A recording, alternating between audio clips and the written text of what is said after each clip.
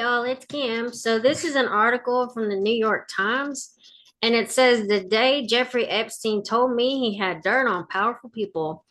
This is from or by James B. Stewart, August 12th, 2009. It says Jeffrey Epstein's home on East 71st Street, and then Kristen Luce for the New York Times. It says almost exactly a year ago, on August 16th, 2018, I visited Jeffrey Epstein at his cavernous Manhattan mansion. The overriding impression I took away from our roughly 90-minute conversation was that Mr. Epstein knew an astonishing number of rich, famous, powerful people and photographs or photos to prove it. He also claimed to know a great deal about these people, some of it potentially damaging or embarrassing, including details about their supposed sexual proclivities and recreational drug use. So one of my first thoughts on hearing of Mr. Epstein's suicide was that many prominent men and at least a few women must be breathing sighs of relief that whatever Mr. Epstein knew, he has taken with him. Says the latest claims, Mr. Epstein. Yes, we're gonna open that because I'm digging, y'all. I'm just digging. So whatever. So during our conversation, Mr. Epstein made no secret of his own scandalous past. He pleaded guilty to state charges of soliciting prostitution from underage girls and was a registered sex offender, and acknowledged to me that he was a pariah in a polite society. At the same time, he seemed unapologetic. His very notoriety, he said, was what made so many people willing to confide in him. Everyone, he suggested, has secrets, and he added, compared with his own, they seemed innocuous. People confided in him without feeling awkward or embarrassed, he claimed. I'd never met Mr. Epstein before. I contacted him because my colleagues and I heard a rumor that he was advising Tesla's embattled chief executive, Elon Musk, who was in trouble after announcing on Twitter that he had lined up the funding to take Tesla private. The Securities and Exchange Commission began an investigation into Mr. Musk's remarks, which moved markets but didn't appear to have much basis in fact. There were calls for Mr. Musk to relinquish his position as Tesla's chairman and for Tesla to recruit more independent directors. I'd heard that Mr. Epstein was compiling a list of candidates at Mr. Musk's behest, and that Mr. Epstein had an email from Mr. Musk authorizing the search for a new chairman. Mr. Musk and Tesla vehemently denied this. It is incorrect to say that Epstein ever advised Elon on everything. The spokeswoman for Mr. Musk, Keely Soprizio, said Monday. When I contacted Mr. Epstein, he readily agreed to an interview. The caveat was that the conversation would be on background, which meant I could use the information as long as I didn't attribute directly to him. I considered that condition to have lapsed with his death. He insisted I meet him at his house, which I'd seen referred to as the largest single-family home in Manhattan. This seems plausible. I initially walked past the building on East 71st Street because it looked more like an embassy or museum than a private home. Next to the imposing double doors was a polished brass plaque with the initials JE and a bell. After I rang, the door was opened by a young woman, her blonde hair pulled back in a chignon. I don't know how you say that, who greeted me with what seemed or sounded like an Eastern European accent. I can't say how old she was, but my guess would be late teens or perhaps 20. Given Mr. Epstein's past, this struck me as far too close to the line. Why would Mr. Epstein want a reporter's first impression to be that of a young woman opening his door? The woman led me up a monumental staircase to a room on the second floor overlooking the Frick Museum across the street.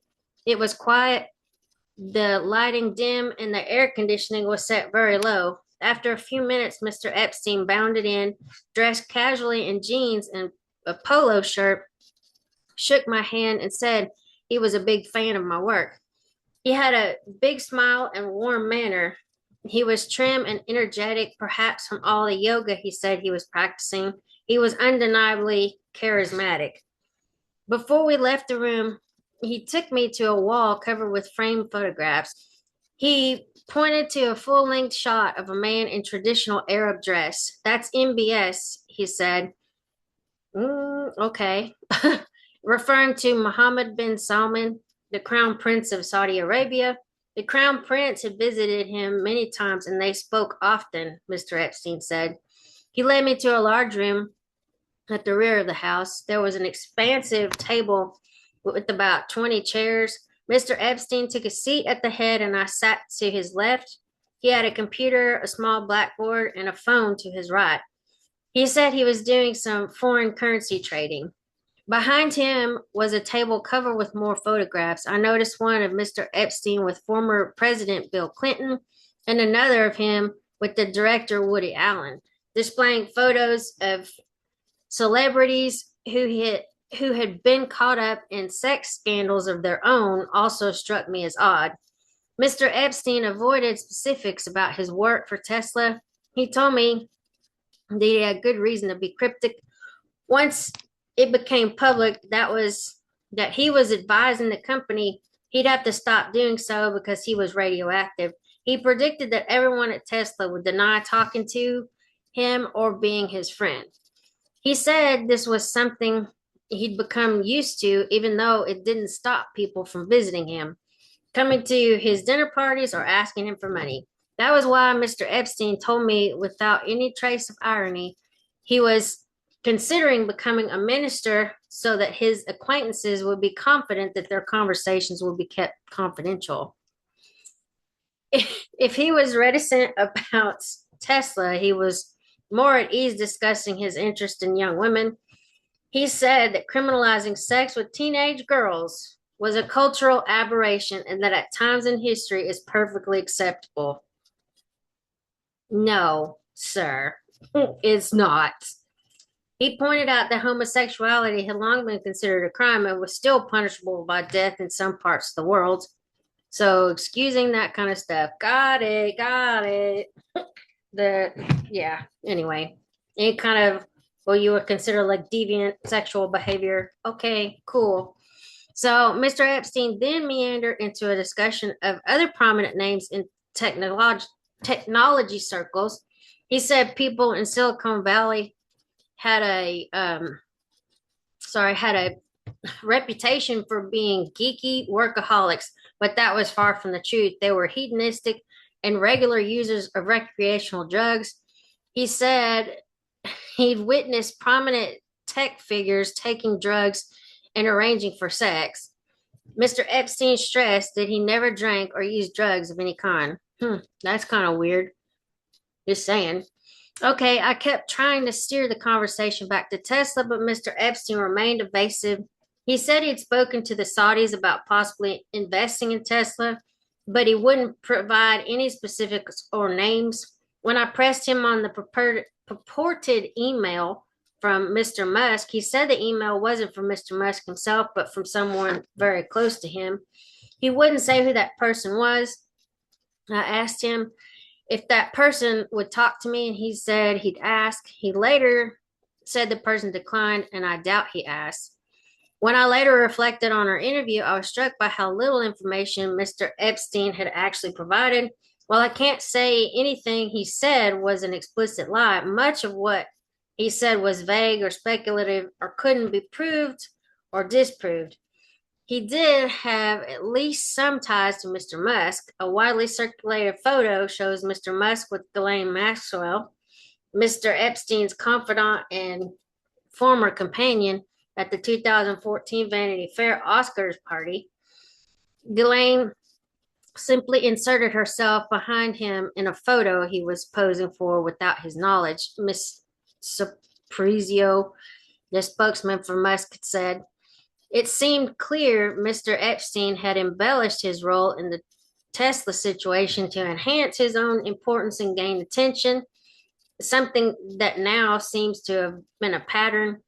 About a week after the interview, or that interview, Mr. Epstein called and asked if I'd like to have dinner that Saturday with him and Woody Allen.